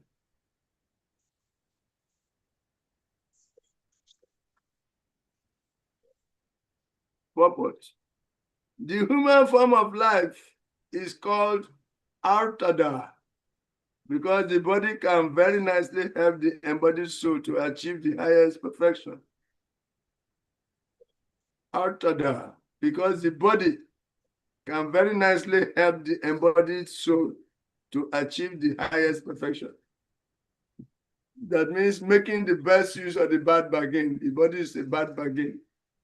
Bad bargain because If we are not careful, it can bring us down. The senses can just carry us away as a boat on water is swept away by strong wind. Even one of the roaming senses can carry away a man's intelligence. So it's a bad bargain. But with that body, with this same body, you can engage in devotional service, following in the footsteps of Ambarish Maharaj.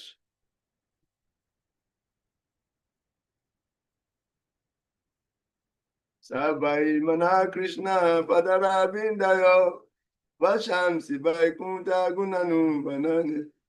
By following in the footsteps of Ambarish Maharaj, engaging all the senses and the bodily limbs in the service of the Lord with the appropriate mood, we will definitely, this body can become a source of liberation. It's a facility for liberation if properly engaged.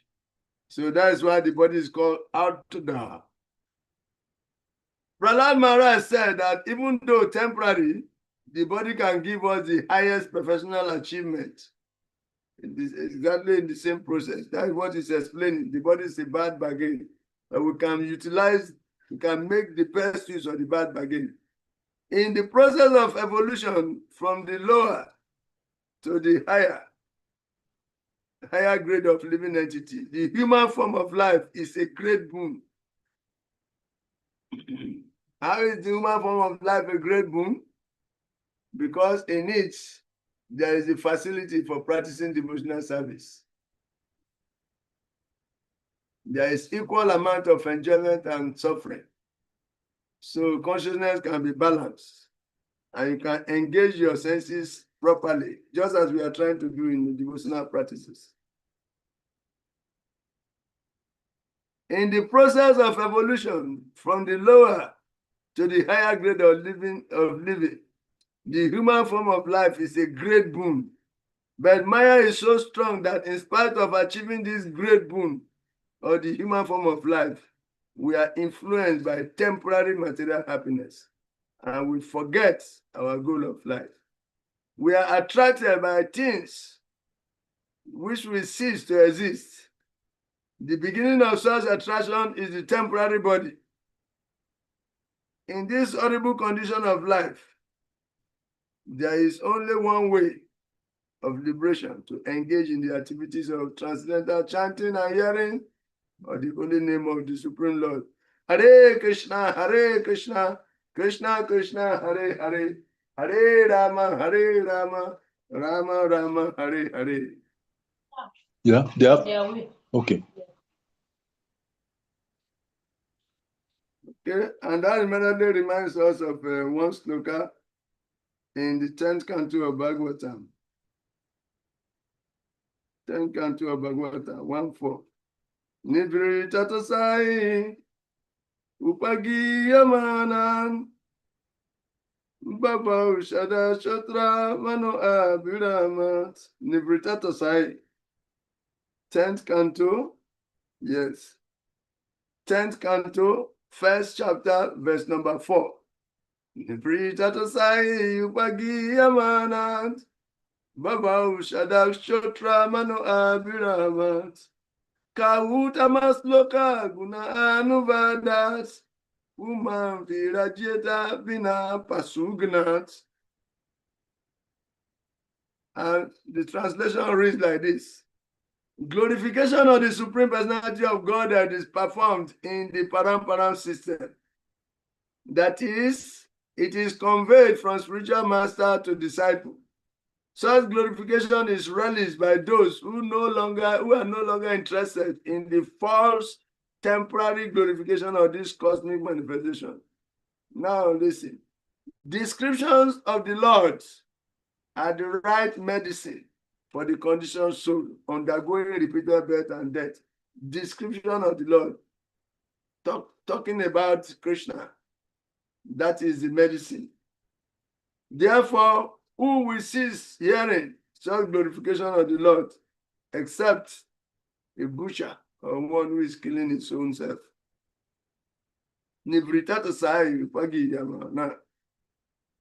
So it is very, very important that we take shelter of the chanting of the Hare Krishna Maha Mantra and purify our consciousness The word Yusman Katamritan is means those who are engaged in relishing the nectar or the topics of your lordship. There are two narrative books which especially concern the words and activities of Krishna. Bhagavad Gita is the instruction given by Krishna, and Srimad Bhagavatam is the book containing topics exclusively about Krishna and his devotees. These two books are the special nectar of the words of Krishna. For those who engage in preaching of these two Vedic literatures, it is very easy to get out of the illusory conditional life imposed upon us by Maya. The illusion is that the conditioned soul does not try to understand his spiritual identity. He is more interested in his eternal body, in his external body, which is only a flash, and which will be finished as soon as the time is designated. The whole atmosphere will change when the living entity has to transmigrate from one body to another. Under the spell of Maya, it will again be satisfied in a different atmosphere. This spell of Maya is called Avaranat Niga Shakti because it is so strong that the living entity is satisfied in any abominable condition. You see? Very, very serious. This is the covering effect of Maya. Maya has two Shaktis. One is pulling down, the second one is covering. After pulling you down, it now covers you, seal you up, so that any type of body the living entity has, it thinks that is the best body in the whole universe. A snake thinks that a snake body is the best. It's enjoying, knows how to enter a hole that others don't know how to. When they see a pig thinks that, hey, these people, they don't know what I'm enjoying. The way I can drink liquid stew, the gratification I get, if they only know it, all of them will come and follow me too. Thank God, these people are not interested in eating this stew. Only me. Even only him eating is going very fast so that nobody else can come here. Without breathing, he's drinking liquid stew. And he thinks that is the best type of life. Even goats think that his life is the best. The rats think that his life is the best. So this is due to the covering effect of Maya. Maya covers the living entity so much that it thinks that its own very body designation is the best one. And that atmosphere in which he has the body is the best atmosphere. So he's the only one enjoying, not others. So this is how Maya covers the living entities. So, but then, by the mercy of Lord Sri Chaitanya Prabhu, and by the mercy of this Guru Parampara, we have come to realize this. So, where was I?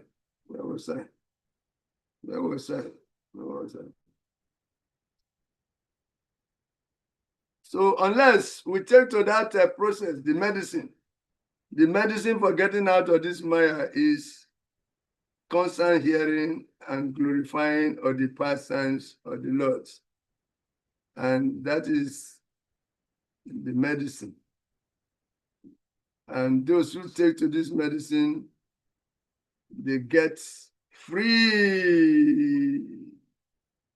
They get free from this illusory entanglement. Okay, the illusion is that the conditioned soul does not try to understand his spiritual identity. He's more interested in his external body, which is only a flash, and which will finish as soon as the time is designated.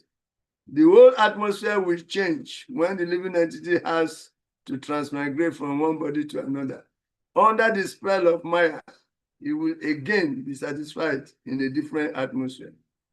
changing body. Sometimes the body of a cat, sometimes the body of a rat, sometimes the body of a goat, sometimes the body of a horse, sometimes the body of a tiger, sometimes the body of a lion. But he's satisfied in each body. This spell of Maya is called Avaranatmika Shakti, because it is so strong that the living entity is satisfied in any abominable condition. Yes, even if it's born as a worm living within the intestine or abdomen in the midst of urine and stool, still he is satisfied. This is the covering influence of Maya. Okay? This is the covering influence of Maya. Yes. This is the covering influence of Maya. The living entity, even though it's eternal part and parcel of the Lord, and its actual enjoyment is when it's functioning in harmony with the desires of the Lord. But being covered by the illusory energy of the Lord, he thinks that any condition of life he finds himself is the best. He thinks that any condition of life he finds himself is the best. So that if he gets the body of a cat, to him that is the best type of life, cat life. And when the eternal living entity gets the body of a dog, he thinks the best type of life is dog life. When he gets the body of a pig, he thinks the best type of life in the whole universe is a pig's life. Even when he gets the body of a bird, oh, that is the best kind of life. When he gets the body of eagle, oh, it is the best type of life. Any type of material body he acquires, with all its limitations, to him, it is the best type of life. This is due to the covering potency of the illusory energy of the Lord. It drags you down and it covers you and seals you and make you feel that your condition of existence, however abominable, it is the best type of life. In this way, the eternal living entity is going from body to body, suffering all kinds of miserable conditions and still considering those conditions as the best. Imagine the worm in the stool room, the worm in the intestine of a living entity as a parasite, think that that is the best type of life. So it's covered, eternal living entity, covered. But by constantly hearing about the glories of the Lord, especially in the human form of life, he begins to come to realize his real identity as an eternal spirit soul. And that is the beginning of his liberation. So the International Society for Krishna Consciousness is dedicated to reminding the lost living entity about his real identity and his eternal relationship with the Lord, his eternally liberated condition, so that he can strive to go back to Godhead, where there will be no miseries at all, where we get a transcendental body and enjoy eternally with the Lord. So be part of it. Hare Krishna, Madhuvan.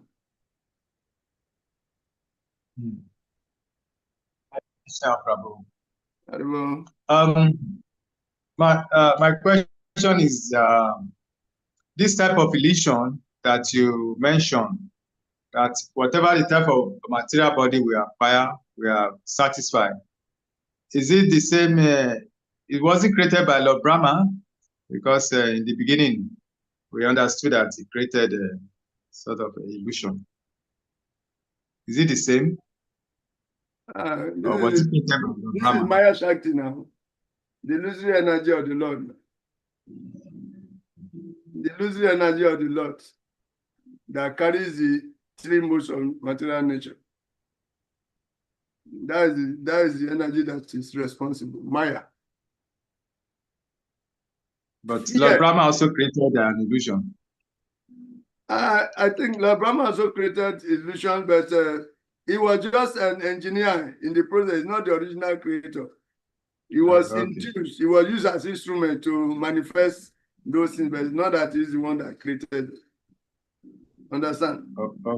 Okay. He's just the engineer. He's just the engineer who was used to manifest it.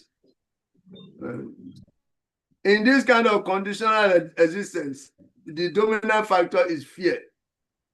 Fear. Everybody in this world is fearful, so fearful. Fear of losing whatever you have gotten, fear of everything. And Bhagavatam 11:2-37. He gives the cause and he gives the solution also.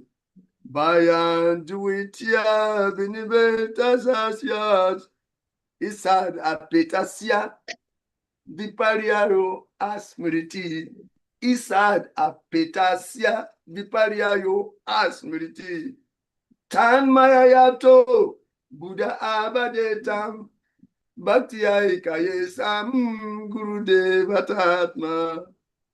Fear arises when a living entity misidentifies himself as the material body because of absorption in external illusory energy of the Lord.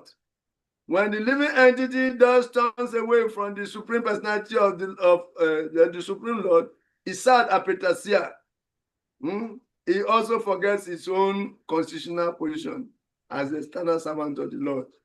This bewildering, fearful condition is affected by the potency of illusion called Maya.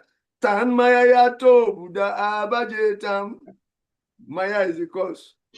Therefore, an intelligent person is to engage unflinchingly in the unalloyed devotional service of the Lord under the guidance of the bona fide spiritual master, whom he will accept as his worshipable deity and as his very life and soul. That is the solution. Otherwise, we will remain in this fearful condition, bed after bed. Bed after bed. It is caused by the illusory energy. Therefore, Bhakti Hare Krishna. Hare Krishna. It's Srimad Bhagavatam 11:37. Yes, 11:2-37. Okay. Okay, so that is it. Maya is so strong, and you cannot come out of it unless you take shelter of the controller of Maya. Therefore, he advised, Lord Chaitanya advised. Where did I stop that? Lord Chaitanya advocated the process. Wait. This is the covering influence of Maya. Okay, but the human form of life is a chance to understand.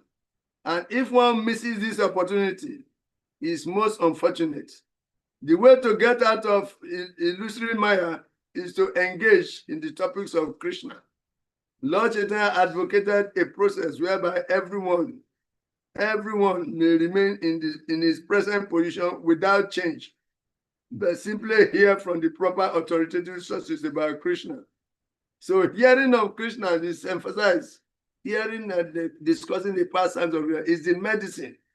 Is the medicine for all of us who are sick in this material world. We are here because we are sick. Lord Chaitanya advised everyone to spread the word of Krishna. He advised, all of you become spiritual masters. Your duty is simply to talk to whomever you meet of Krishna or of the instructions given by Krishna. The International Society for Krishna Consciousness is operating for this purpose. This is the mood and mission. Anywhere you come across the International Society for Krishna Consciousness, beginning the sentence, you know that is the mood and mission of Srila Prabhupada. The International Society for Krishna, or in this Krishna consciousness, that is mood and mission of Srila Prabhupada. So here I say the International Society for Krishna Consciousness is operating for this purpose. We do not ask anyone to first change his position and then come to us. Instead, we invite everyone to come with us and simply chant Hare Krishna, Krishna Krishna, Hare Hare, Hare Rama, Rama Rama, Hare Hare. Because we know that if one simply chants and hears the topics of Krishna, one's life will change. He will see a new light and his life will be successful. Very beautiful. So the medicine is already there for us, but some people cannot take advantage, and those people are called pasugna. Pasugna. Only a pasugna. A pasugna is a butcher. Only the pasugna. Ka utamasloka guna anuvadat. Vina virajeta. Pasugna. Pasugna. The pasugna is one who is a butcher, who is killing his own self-interest. Only such a person will not be interested in the pastimes of the Lord. So take it in verse 38. It is explained the import of Lord Krishna's name as Bhakti Vaibhav. Take note of it. The import of Lord Krishna's name as Bhakti Vaibhav is stated in verse 38. And this is where we ask them in our exams. Yes. Then in verse 41 and 45, we should be able to explain how a Krishna conscious person is the best performer of Jagya. The best performer of Jagya is the Krishna conscious person. And why? Because he is able to perform the Jagya for this age. Briefly explain the philosophy taught by Lord Chaitanya that Krishna is simultaneously one and different from his energies. This is the next verse we are going to read. So in that way, yes. Can we stop? Now, the next verse, we can postpone it and start with it. And that is verse 35, isn't it?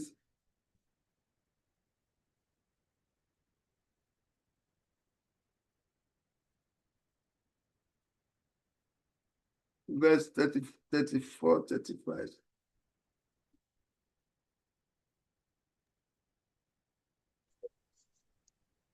Verse 45. 45, have you? Yes. I think we start from that tomorrow. Okay, yeah. Okay, let us close. The Vidyadharas are also in knowledge. All their prayers are very, very much on track. And it's according to their service attitude, Krishna has granted them that intelligence. So tomorrow we start from verse 45. The Brahman has said. So thank you very much. But we are pleading to devotees to come on time because we nearly canceled today's class. We nearly canceled today's class. We said let us wait for some 10 minutes. Because 30 minutes into the time, only one person was there. Only Taman Krishna was there. 30 minutes. 7:30. Assuming we have to do, I postponed because I postponed Baptist Assembly class to evening also. Because the whole morning was to be wasted, and I regretted postponing it. But luckily, Salika Prabhu joined, so that made us to start before two of you joined. Sholan Bididi Maharaj has been here, and he left for Nigeria this morning. So Chitraketu Putra will be on his way back to Nkoko. Jyoti Swarup has gone to India. He had traveled to India yesterday. So he will be either in the plane or on transit or trying to reach home. So those two were not by Kamalash and Yadunat. As the Ratatra is coming closer, I think the anxiety is also intensifying. So we are happy that you make today's class possible. But tomorrow we expect that we should come on time. We should come on time. And when the time reaches, whoever is there will start. We will not wait because of somebody who has not come. As a way of honoring those who have come, we will just start. And that is how we are going to do it. So come on time tomorrow, the same time. Thank you very much. We very much appreciate once again. Skamfana Chara Silaisi Bhakti Vedanta Swami Prabhupada Ki Jai. Vanchakapata Rubiascha. Vanchakapata Rubiascha. Kripa Sindhu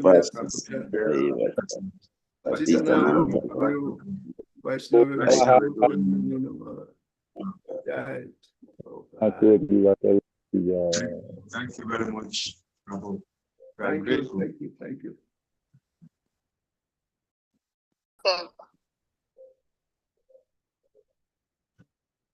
I'm Ricky Basi. I'm from Yeah. Okay, I'm the host.